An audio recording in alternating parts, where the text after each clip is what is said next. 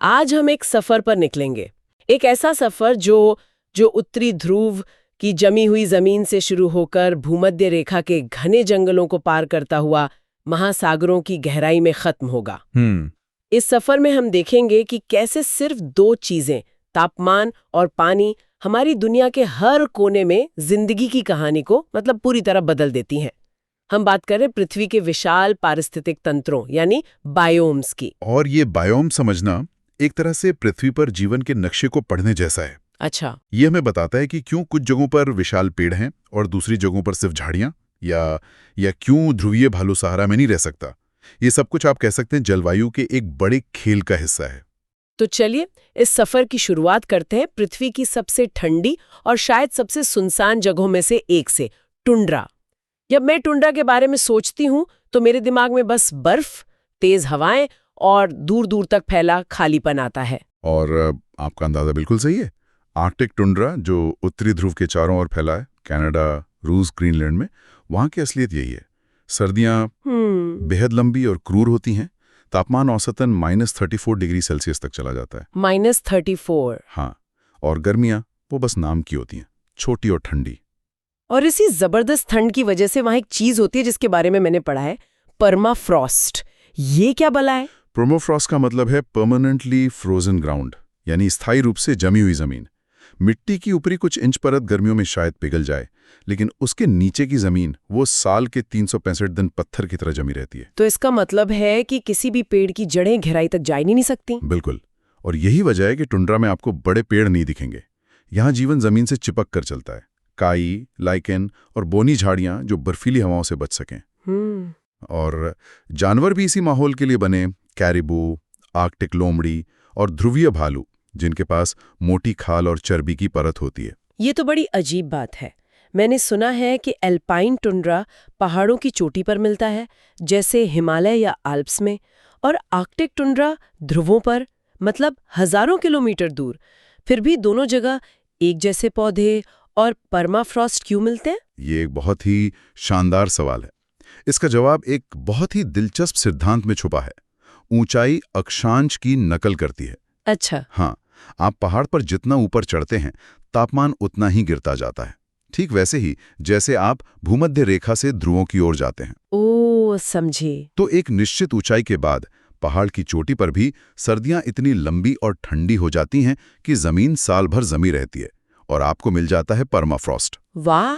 इसलिए आपको हिमालय की चोटी पर वही माहौल मिलता है जो आर्कटिक में मिलता है, बस जानवर अलग होते हैं, जैसे हिम तेंदुआ और पहाड़ी याक। तो टुंड्रा में जीवन लगभग रुका हुआ सा लगता है, जमीन के नीचे जमी हुई बर्फ की वजह से। लेकिन अगर हम इस सफर में थोड़ा दक्षिण की ओर चलें, जहां ये बर्फ पिघलने लगती है, तो क्या होता है? वहां जिंदगी को कह सकते हैं जड़े जमाने का मौका मिल जाता है। जैसे ही परमाफ्रॉस्ट खत्म होता है और तापमान थोड़ा सा बढ़ता है, पेड़ों के लिए दरवाजे खुल जाते हैं। और जैसे ही पेड़ उगना शुरू होते हैं, दुनिया का सबसे बड़ा जमीनी बायोम खड़ा हो जाता है, टैगा। टैगा, जिसे बोरियल फॉरेस्ट भी कहते हैं। हाँ, बोरियल फॉरेस्ट। ये वो विशाल जंगल हैं जो कनाडा, अलास्का और रूस के एक बहुत बड़े हिस्से में फैले हैं, है ना? यहाँ की दुनिया टुंड्रा से कितनी अलग है? बहुत अलग। यहाँ भी सर्दियां बहुत लंबी और भयानक ठंडी होती हैं। तापमान -54 डिग्री तक गिर सकता है। बाप रे! लेकिन यहाँ गर्मियां इतनी गर्म जरूर होती हैं कि पेड़ पनप सकें। यहाँ आपको शंकुधारी पेड़ मिलेंगे, पाइन, स्प्रूस, फर, जिनके पत्ते सुई की तरह होते हैं, ताकि वे बर्फ का वजन सह सकें और पानी की कमी को झेल सकें। अच्छा। ये जंगल इतने विशाल हैं, जैसे साइबेरियन टैगा, कि ये अकेले ही पृथ्वी के फेफड़ों का एक बड़ा हिस्सा हैं। यहाँ मूस, भालू और भेड़िए जैसे बड़े जानवर रहते हैं। तो जैसे जैसे हम दक्षिण की ओर बढ़ रहे हैं, गर्मी बढ़ रही है और जीवन का रूप बदल रहा है। टैगा के बाद हमारे सफर में अगला पड़ाव क्या है? अगला पड़ाव वो जंगल हैं जहां मौसम के रंग साफ दिखाई देते हैं। हम समशीतोष्ण वनों, मतलब टेम्परेट फॉरेस्ट की दुनिया में प्रवेश कर रहे हैं। यहाँ दो तरह के जंगल मिलते हैं। एक है समशीतोष्ण सदाबहार वन, जैसे जापान या न्यूजीलैंड में, जहां मध्यम तापमान और साल भर की बारिश पेड़ों को हमेशा हरा भरा रखती है। और दूसरे हैं समशीतोष्ण पर्णपाती वन, टेम्परेट डिसिडियस फॉरेस्ट्स, जिनके बारे में हम ज्यादा सुनते हैं। ये उत्तरी अमेरिका, यूरोप और एशिया में पाए जाते हैं। यहाँ पतझड़ का मौसम होता है। हाँ, और ये जो पतझड़ है ना, हाँ। ये सिर्फ खूबसूरत नहीं है, ये इन जंगलों का सालाना शटडाउन मोड है। Shutdown mode. सोचिए, सर्दियों में जब धूप कम होती है और पानी बर्फ बन जाता है, तो पत्तियों को बनाए रखना एक बहुत खर्चीला काम है। तो ये पेड़ जैसे ओक और मेपल एक तरह से अपनी फैक्ट्री बंद कर देते हैं, अपनी सारी ऊर्जा जड़ों में बचा कर रखते हैं और वसंत का इंतजार करते हैं। वाओ, ये तो सोचने का एक बिल्कुल नया नजरिया है। ये प्रकृति का सबसे बड़ा ऊर्जा बचत का उदाहरण है। अच्छा, अब तक हमने जिन भी बायोम की बात की, वहाँ जीवन मुश्किलों से जूझ रहा था, या तो ठंड से या फिर मौसम के उतार चढ़ाव से। लेकिन अब हम एक ऐसी जगह चल रहे हैं जहाँ जिंदगी अपने चरम पर है। एक ऐसी दुनिया जहाँ हर पत्ते और हर डाल पर कोई ना कोई जीव रहता है। उष्णकटिबंधीय वर्षावन, ट्रॉपिकल रेन फॉरेस्ट्स। हाँ, यहाँ ऐसा क्या खास है? दो चीजें, लगातार गर्मी और लगातार बारिश। भूमध्य रेखा के पास अमेज़न, कांगो और दक्षिण पूर्व एशिया में तापमान साल भर 20-25 डिग्री सेल्सियस के बीच रहता है और बारिश इतनी होती है कि सब कुछ हमेशा नम और गीला रहता है। इस गर्मी और नमी के कॉकटेल से जीवन का एक ऐसा विस्फोट होता है जो कहीं और देखने को नहीं मिलता। मैंने इन जंगलों की परतों के बारे में सुना है, कैनोपी, अंडरस्टोरी। इसका मतलब है कि जंगल में एक तरह से अलग-अलग मंजिलें हैं। बिल्कुल, और हर मंजिल पर एक अलग दुनिया बसती है। सबसे ऊपर है कैनोपी, जहां ऊंचे ऊंचे पेड़ एक घनी छत बना लेते हैं।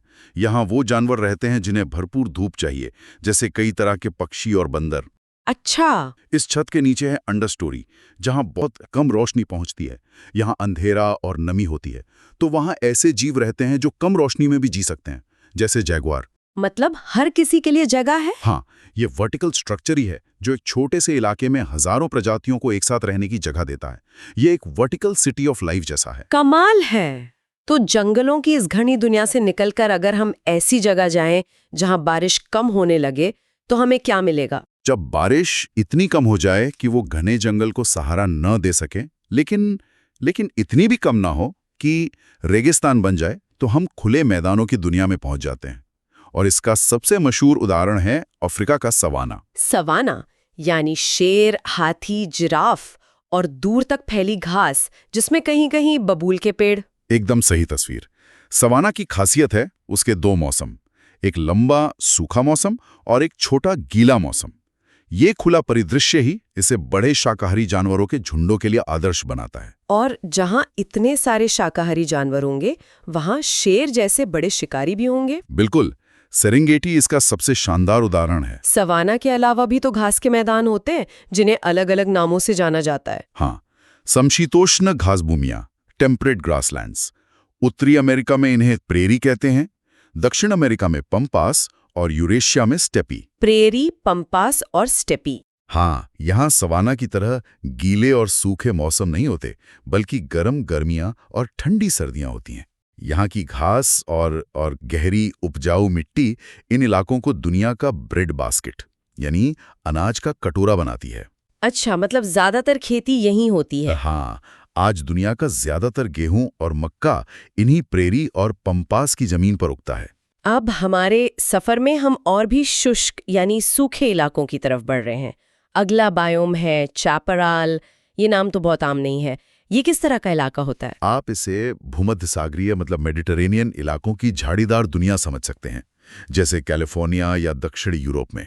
यहाँ की जलवायु अनोखी है।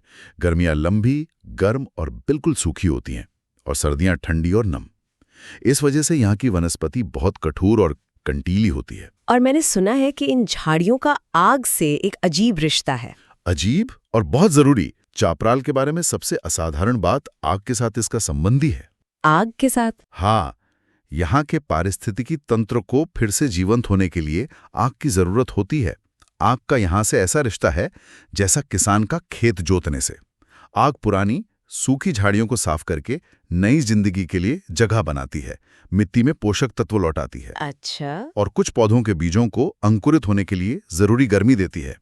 ये विनाश नहीं बल्कि नवीनीकरण का एक चक्र है। ये तो वाकई हैरान करने वाला है। और जब सूखापन और भी ज्यादा बढ़ जाता है, तब हम पृथ्वी के सबसे चरम बायोम में पहुंचते हैं, रेगिस्तान। रेगिस्तान, जहां जीवन का हर रूप एक ही चीज के लिए लड़ रहा है, पानी। पानी? गर्म रेगिस्तान जैसे सहारा या थार में दिन में तापमान 40 डिग्री सेल्सियस से ऊपर जा सकता है और रात में तेजी से गिरता है। यहाँ जीना एक तरह से एक्सट्रीम बजटिंग जैसा है। मतलब? यहाँ की सबसे कीमती चीज है पानी, और हर पौधे और जानवर को इसकी एक एक बूंद का हिसाब रखना पड़ता है। कैक्टस अपने अंदर पानी जमा करता है और ऊंट कई दिनों तक बिना पानी के रह सकता है।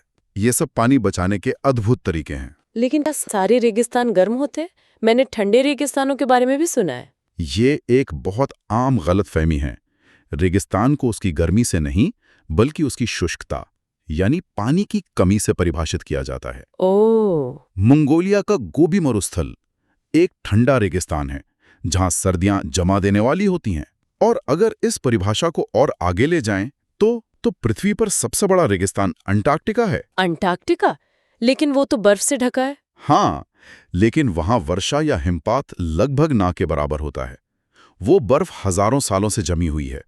चूंकि वहां सालाना वर्षा बहुत कम है, तकनीकी रूप से वो एक ठंडा रेगिस्तान है। कमाल है। चाहे सहारा की चिलचिलाती गर्मी हो या अंटार्कटिका की जमा देने वाली ठंड, दोनों में एक बात समान है, पानी की भारी कमी। जमीन पर हमारा सफर पूरा हो गया है, ध्रुवों से लेकर रेगिस्तानों तक। लेकिन अब हम पृथ्वी के सबसे बड़े बायोम में गोता लगाने वाले हैं, जो असल में हमारी दुनिया का इंजन है, जलीय बायोम। बिल्कुल। पहले मीठे पानी के बायोम की बात करते हैं। झीलें, तालाब, नदियां। ये पृथ्वी की सतह का बहुत छोटा हिस्सा है, लेकिन जमीन पर मौजूद जीवन के लिए ये जीवन रेखा है। हमारी सारी सभ्यताएं नदियों के किनारे ही बसी हैं। सही कहा। और अंत में महासागर, समुद्री बायोम, जो पृथ्वी का 70% से ज्यादा हिस्सा कवर करता है। हम अक्सर इसे सिर्फ पानी का एक विशाल भंडार समझते हैं, पर ये उससे कहीं ज्यादा है। महासागरों में मौजूद छोटे छोटे जीव, जिन्हें फाइटोप्लैंक्टन कहते हैं, वो हमारे वायुमंडल का आधे से ज्यादा ऑक्सीजन बनाते हैं। ये अमेज़न के जंगलों से भी ज्यादा है। क्या बात कर रहे हैं? हाँ, ये हमारी पृथ्वी के क्लाइमेट कंट्रोलर भी हैं। ये सूरज की गर्मी को सोख कर उसे धाराओं के जरिए पूरी दुनिया में बांटते हैं, जिससे पृथ्वी पर तापमान रहने लायक बना रहता है। ऑस्ट्रेलिया का ग्रेट बैरियर रीफ जैसे कोरल रीफ, जिन्हें समुद्र के वर्षावन कहा जाता है, यहीं पाए जाते हैं। ये एक पूरी अलग दुनिया है, जिसके बारे में हम अभी भी बहुत कम जानते हैं। तो आज हमने दुनिया के प्रमुख बायोम का एक तूफानी दौरा किया। हमने देखा कि कैसे सिर्फ 2 मुख्य कारक, तापमान और वर्षा, पृथ्वी पर जीवन की इतनी विविध और अद्भुत कहानियां लिखते हैं, ध्रुवों की बर्फ से लेकर महासागरों की गहराई तक। और ये हमें आज की समय के एक बहुत महत्वपूर्ण सवाल पर लाकर छोड़ता है। क्या? चूंकि बायोम विशिष्ट जलवायु परिस्थितियों से इतने गहरे जुड़े हुए हैं, तो जब वैश्विक जलवायु में तेजी से परिवर्तन हो रहा है, तो इन बायोम की सीमाओं और उनमें रहने वाले जीवन का क्या होगा? क्या टुंड्रा में पेड़ उगने लगेंगे? क्या रेगिस्तान और फैलेंगे? ये एक ऐसा विचार है जिस पर आगे खोज करने की जरूरत है।